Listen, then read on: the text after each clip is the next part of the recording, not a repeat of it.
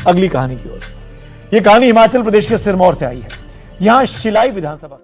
दोस्तों, पहली बार देखिए संविधान के 7 पैरों के साथ हुई 2 भाइयों की एक साथ शादी। तो बने रहिए इस वीडियो में।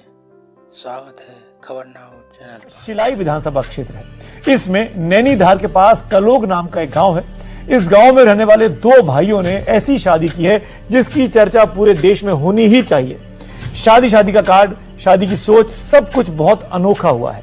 इसकी खासियत का कीवर्ड है संविधान। जी हाँ, #संविधान। शादी और संविधान आप भी सुन गए हो, चौंक गए होंगे। हम भी चौंक गए थे जब हमने एक साथ 2 वर्ड सुने, शादी और संविधान।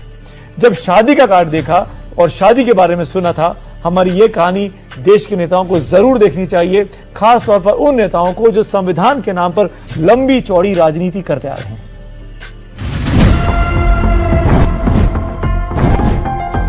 ये शादी का कार्ड है, किसी राजनीतिक जलसे का पोस्टर नहीं है। इसमें महात्मा बुद्ध, कबीर और बाबा साहब भीमराव अंबेडकर की तस्वीरें लगी हैं।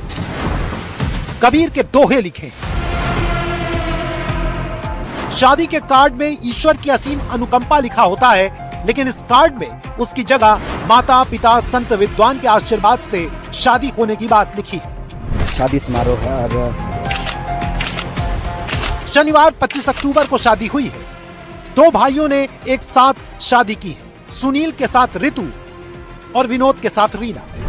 अब इस शादी के कुछ वीडियो और तस्वीर देखिए और कहानी को समझने की कोशिश कीजिए।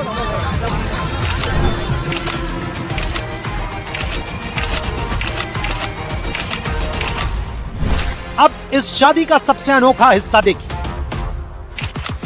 जब दूल्हा दुल्हन मंच पर बैठे थे तो 2 लोग आते हैं। एक के हाथ में भीमराव अंबेडकर की तस्वीर थी, दूसरे के हाथ में महात्मा बुद्ध की। दोनों के पास संविधान की एक प्रति भी थी। संविधान की कॉपी पर दोनों दूल्हे हाथ रखकर शपथ लेते हैं। दावा है कि शादी यहीं पर पूरी हो जाती है, बाकी दूसरी रस्में निभाई जाती हैं। लेकिन हिंदू विवाह की कानूनी मान्यता के लिए जरूरी सप्तपदी का अभ्यास नहीं किया जाता है। संविधान की शपथ को ही विवाह की अनिवार्य गारंटी मान लिया जाता है। संविधान को साक्षी मानकर विवाह पूरा कर लिया जाता है। न तो अग्निकुंड है और न ही आग के साथ फेरे और न ही दूसरे कर्मकांड।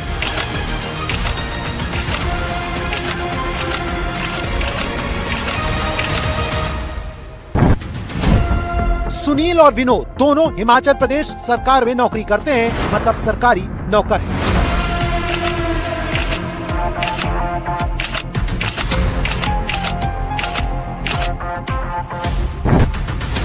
भारत की राजनीति में संविधान खतरे में है कहकर 2024 के लोकसभा चुनाव को आक्रामक बनाया गया। जानकारों ने कहा कि इससे संदेश गया कि अनुसूचित जाति जनजाति का आरक्षण खतरे में। चुनाव खत्म हुआ तो खतरा भी मानो टल।